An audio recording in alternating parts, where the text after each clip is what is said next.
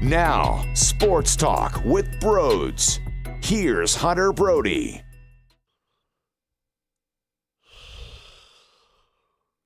Just another day.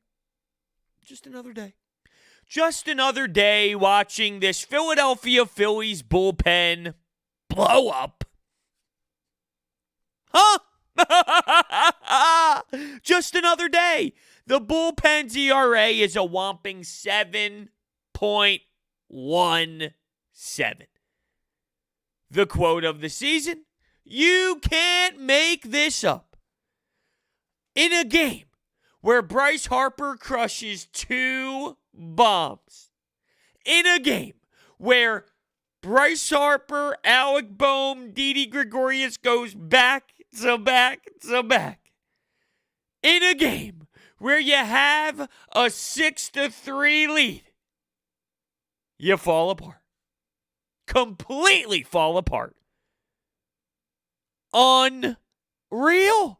And it's to the point now where we obviously expect it, right? If you watch these Phillies games, 1, wow, you're sticking through it. Congratulations. 2, there's no way you have your ass on the couch with your feet up thinking, you know what? The Phillies are going to pull through. If you do feel that way, I want what you are smoking. I want the drugs that you are taking. I want the alcohol that you are drinking. Watching this team play, it's like you are waiting for it to explode. And it happens every night. It's not even like they find ways anymore. It's not even like this bad bullpen actually finishes the job. Bad bullpens do that. Bad bullpens do somehow win games. And with this team, their bad bullpen, it never wins games. How is it this bad? How? It's impossible for it to be this bad. Really? I'm not even making it up. To be this atrocious? You can't even try to be this atrocious. Workman. Dude. But it starts before him. And I feel torn ripping into someone like Blake Parker because he has been good, and then here he is in a big moment, no longer good. Not in this one. And by the way, before we dive deeper into this, we are broadcasting live from the Manscaped Man Cave. Get 20% off and free shipping with the code BROD at manscaped.com. But I do feel bad ripping into Blake Parker. Aaron Nola did not have his good stuff tonight whatsoever. It's not as if the umpire helped him. Oh man, that umpire should be fired. You heard both bullpen is just on my mind so much, and it will probably be said 6 billion times today, tomorrow, the next day, and so on. But when it comes to the dugouts, the managers, the broadcast, just feeding and ripping into the blue behind the plate. And he deserved it. He was pathetic. I don't understand how you can be a major league umpire and miss those type of calls. So many times. It was so damn clear it was a strike. What are you calling, dude? What are you looking at? Are you watching the pitch come in? I know Aaron Nola is filthy. I know he's disgusting. But there's no way he's fooling you, too. That was a really bad performance, and if I'm the MLB, I'm looking into it. I'm going back. I might even call him in to wherever the head officials are with the MLB. Sit him in and say, come sit down. Might even strap him down. Sort of like, I don't know, when there's a bad guy in a movie and you have the rag over his face and you pour water on it. That's a little aggressive. But come on! Anyway, Aaron Nola didn't have his stuff. 5 1/3, 5 hits, 5 earned runs, 5 walks, 7 Ks. Thank the Lord he had 7 Ks, and I'll explain in a minute. 107 pitches. So he clearly could not keep his pitch count down. It didn't help that. Well, he was walking guys, too. I mean, I'm not blaming it all on the umpire. He was really, really garbage. But at the same time, Aaron Nola was not able to execute the pitches like we have seen him execute in the recent past here. Now, I bet the over on strikeouts at 6.5 for Aaron Nola. And luckily, when he went back out there and got the 7th K, I went down to the one knee and gave the old fist pumps. Cashed out, baby. Give me that money, DraftKings Sportsbook. Here we go. I also hit on the Cincinnati Bengals to cover. I had Cincinnati Bengals +6. They covered at the end with a backdoor cover. I did lose, though, because I bet the Boston Celtics money line against the Heat. So overall, nice night at the office. 1, 2 of 3 bets. But when I look at Blake Parker in that 6th inning, he needs to be better. He does. He does. He's been someone that was good. But here's the thing with Blake Parker. He's not good, right? He's not a good pitcher. He did well over the recent games and his recent outings, but he's not good. So this was sort of inevitable. This was going to happen. It's very similar to, say, Phil Gosselin, right? That Phil Gosselin hype in the beginning, that was awesome. I was so here for it. I enjoyed every moment of it. And same with Andrew Knapp and what he was doing. So much fun, so much spark. But that's not who they are. They're not going to consistently do that. You're not going to watch Gosselin and Andrew Knapp crush the baseball left and right throughout a season. They will go back to reality. They will fall back to what they are, who they are as MLB players. Well, Blake Parker, I was just waiting for it to happen. So a little bit of me thinks, dude, you got to be able to do it there. You got to be able to help out Aaron Nola. At the same time, he's overachieved this season. He's not actually good. It's just more a Matt Klentak problem. And then Workman. Jesus, dude. You suck. It's just that simple. You suck. The game's tied. 9th inning. Come on. Tommy Hunter and Phelps actually get it there. Somehow, some way, they actually get it there without them blowing it themselves. I was really looking at David Phelps to allow a homer because, well, let's be realistic. That's what he does in a Phillies uniform. But I was stunned. I almost fainted. What? David Phelps? No, that can't be. Take off the mask. Take off the jersey. That's not David Phelps. It's impossible. David Phelps doesn't know how to do that. There's no way David Phelps knows how to do that. That can't be him. But he did it. And then Workman and Clevenger. Sheesh. You had Nimmo in the 6th with the triple. You had him in the 9th with the home run. Smith, Cano doing damage. It was ridiculous. It really was just flat out ridiculous. And it's unfortunate because what I saw in the beginning, look, the Phillies go down early. Aaron Nola struggled in the 1st inning. They're down a couple runs. They're down 3 runs. And then there goes that stretch of homers that I mentioned. Right? Bryce, boom, Didi. It was so crazy. I couldn't believe it. I'm screaming like a 4-year-old child. Wow! Wow! You also had Segura triple. Adam Hazley knocks him in. What? The Phillies were down 3-0 and it's 4-3? What world is this? What year is this? How did they do this? They continued attack on 2nd inning. Bryce hits his 2nd of the night. This thing was murdered. This thing was crushed going into the 2nd deck. It reminded me of Ryan Howard. And he needed that. He so needed it. I almost took him. I saw a prop bet, Bryce Harper to hit a homer. It was like plus 450 or so. I was thinking, you know what? I don't think I'm feeling it. I really don't know. He's been ugly. He's been atrocious, really, when it comes to hitting the baseball. I don't feel good about it. And then as soon as he did it, I thought, no.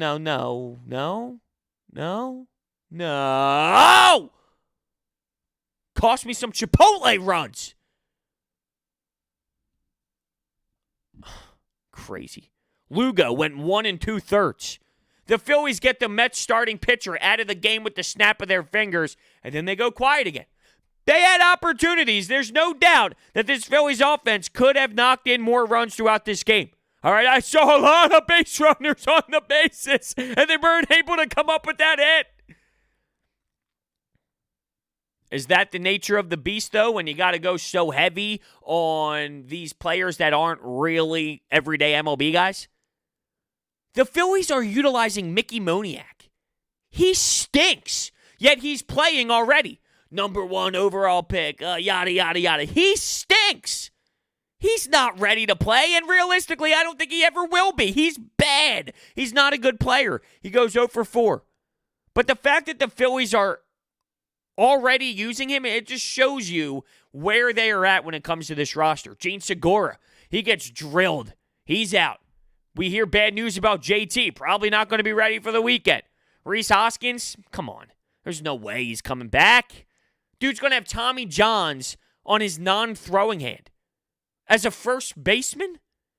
The hell is this? I mean, that's the most 2020 thing I've ever heard in my life. The Phillies' first baseman on his non-throwing hand is probably going to get Tommy Johns. Please explain this to me. Somebody explain what is happening to my life. Now, by the way, this episode is sponsored by Orbit Energy and Power. Their solar program helps eliminate your electric bill completely. They offer flexible financing solutions such as $0 down. There's no risk and no need for investment. With the solar energy system, you can even increase the value of your home by an average of 4.1%. They also provide water purification systems, backup energy services, battery storage, and more. So make sure you visit them online. Their information and their phone number is in the description. 7.17 ERA. Say it with me, please. Say it out loud.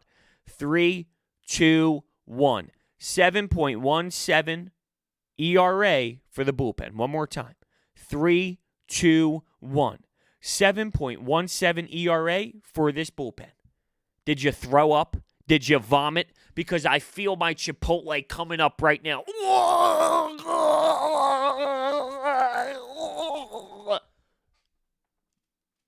I'm living a nightmare. I really am. They lost 10-6. Explain. Oh, I can't do this anymore. I can't. A doubleheader against the Blue Jays tomorrow. It's going to be a mess. How are they going to be able to get through it? How is it every time? That's what I'm trying to figure out. It's every time. I know these guys are bad. I do. But every time, every time, how do they not fall into winning? They're not going to make the playoffs. You got Gabe Kapler. You got the Cardinals. They're not going to make the playoffs. And I told you, I'm totally against this mindset. Really, I am. I'm against the mindset of wanting your team to lose for change. Because there's value in Aaron Nola gaining that experience in the postseason. There's experience involved for these guys. Alec Boehm, Scott Kingery. Whether it's a real atmosphere or not, I do think that there's something to be said about gaining experience in postseason play. Whether they deserve it or not, it's there. So I would like them to gain the experience. It goes against everything I believe in as a sports fan, but there is a good chunk inside of me that wants the team to fail because I want Andy McPhail and Matt Klentak to be gone. But I heard a good point. There's no way that John Middleton looks at the 7.17 ERA today and goes, you know what? We made the playoffs. So Matt Klentak's doing a great job. Like, there's no way, right? I would like to think so.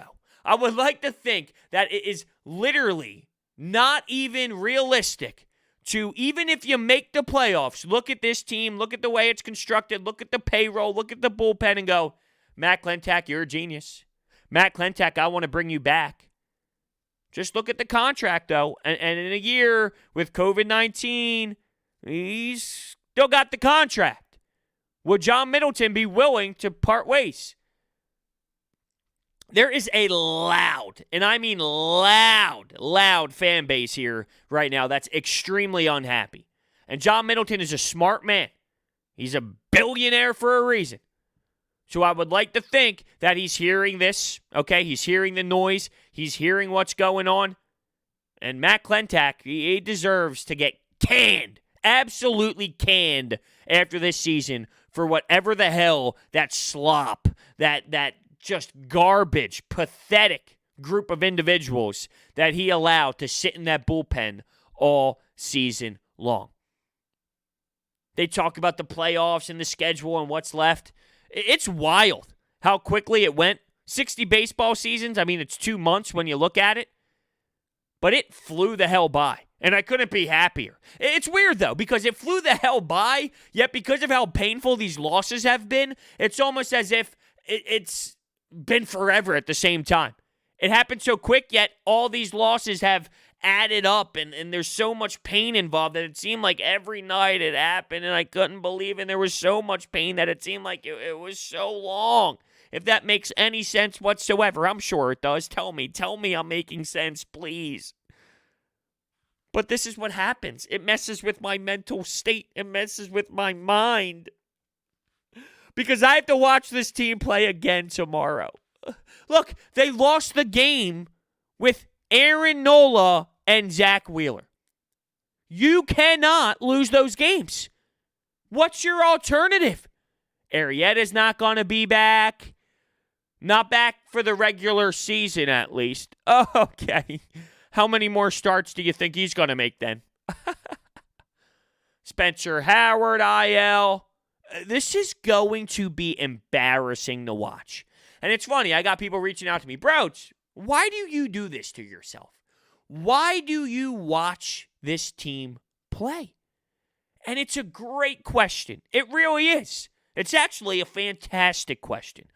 Why would anyone in their right mind, big part, right? Big part of the equation.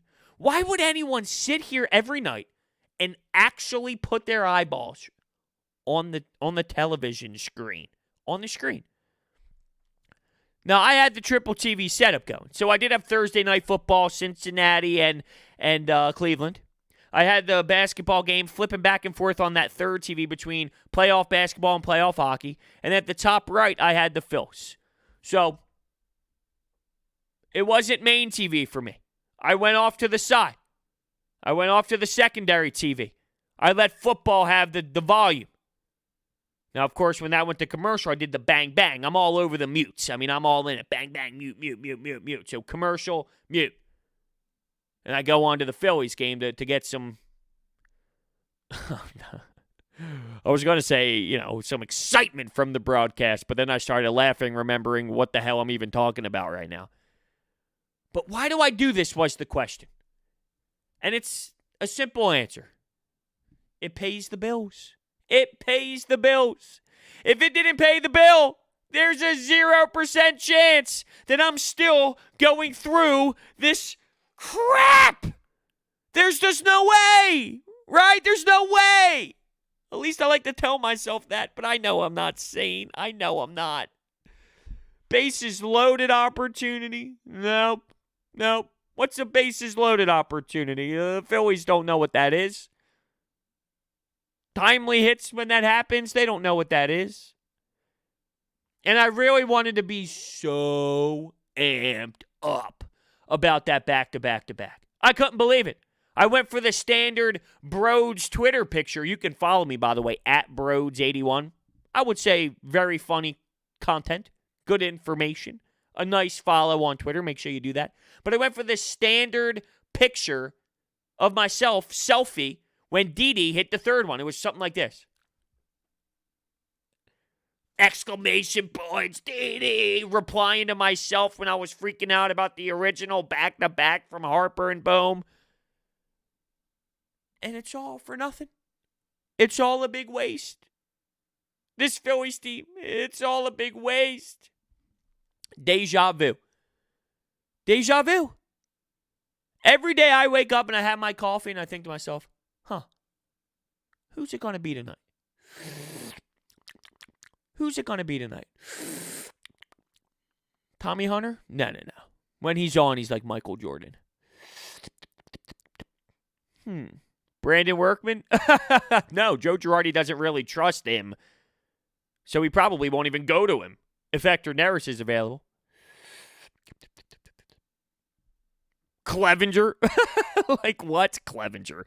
Good luck, bud. You know what else is wild? Like, here I am. Think about how insane this is. It's every night. It's every night. Like, every night. It's actually every night. It'll happen again tomorrow. Probably twice. Remember the last time they faced the Blue Jays? Please do not tell me that there is going to be a repeat. I don't know if I'd be able to handle a repeat. I'm not even kidding. I'd collapse if the same thing happens.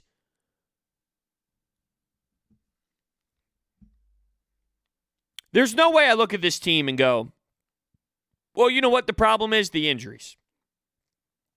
I'm not pretending like the injuries don't make a difference. Andrew Knapp getting all this playing time, yeah, his batting average has obviously dropped. Phil Gosselin, not looking great. That spark plug ended. This team, it's not the same, right? It's pretty obvious. We can all see that. We can all establish that that is true. Yet, once again, though, did the Phillies have a lead? Yeah, they did. They had a lead. And they lost it instantly. This team, like there is a common theme besides the blowing of the games, of course. They get off to an early lead. They get the lead. They score. And then they go quiet. And I can see why that's frustrating because they're actually knocking in runs. It looks like their offense is grooving. And then they stop. Especially like when Lugo leaves the game. It's the bullpen now. You would think you'd be able to execute more in the bullpen. But they don't. So that's annoying. It's irritating. But at the same time, 6 runs, that should be able to win you a baseball game in the MLB. You should be able to cash in. That is a winnable baseball game. So that's why even when Bryce Harper was going through that embarrassing slump, how many games did the Phillies blow? So even though he wasn't playing extremely well, he was playing very poor, to be fair. Extremely poor, actually. The bullpen was blowing the games. The other guys were stepping up. They were scoring runs. So does it matter if they score 1 for the first 6 innings or if they score 4 and then 2? Does it really matter? No, what matters is that they had 6. Now, you can get on them for having some other chances with men on to get that big hit, to maybe put them over the edge. Like, I'm not saying you can't get mad at them for those moments, but big picture, the Phillies scored 6 runs. MLB pitching should be able to get the team the victory. You can celebrate afterwards, do whatever you want, and then go back to the hotel or go back to wherever you are that specific night. This is the professional league. This isn't little Jimmy down at the Little League field who stinks, but he has to play 3 outs, and everybody else, you know what, they have problems when it comes to their pitch count because there's a damn pitch count in Little League, so you got to throw little Jimmy in there. And he's getting shelled, and he's getting crushed, and he might even cry. Good little Jimmy, cry. Some would call him Nick Pivetta. Those prospects, by the way, all these prospects that Matt Klentak gave up, I'm not going to claim that they're going to be some special elite talent, but when you look at Seabold and when you look at some of these other guys that they gave up, it didn't make sense from the jump. I ripped them from the jump. Why would you give up a Seabold and some of these other players for a Workman, for a Hembry, for these pitchers, Hale, David Hale? Why would you do that for Hale? Hale stinks. I guess I can get behind moving Nick Pivetta. I was done with him. You need to change scenery, but it's just the value-wise. In theory, that type of move, it doesn't even make sense. Yet here we are. We tried to put a Band-Aid on slop, and the Band-Aid slipped the hell off real quick. We had one nice run. After that, Boom. Smell you later. Thank you all so much for listening, and I will see you next time.